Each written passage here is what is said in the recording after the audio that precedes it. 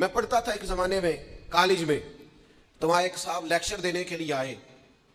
تو انہوں نے گفتگو کرتے کرتے کہا کہ کافر سازش کر کے ہماری نسل کو خراب کر رہے ہیں، انہوں نے ہمارے بچوں کو فلاں فلاں فلاں فلاں چیزوں پہ لگا دیا ہے، کافر سازش کر کے ہمارے بچے خراب کر رہے ہیں۔ تو تھوڑی سی طبیعت اس طرح کی تھی کہ بات وہ کسی وقت برداشت نہیں ہوتی تھی، تو میں نے بڑی معذرت سے انگلی کھڑی کی، میں نے کہا اگر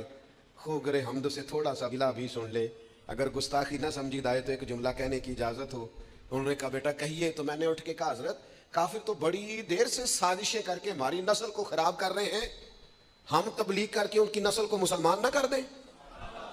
ہم حضور کا سچا دین بتا کے انہیں اپنے نبی کا غلام نہ کر دیں،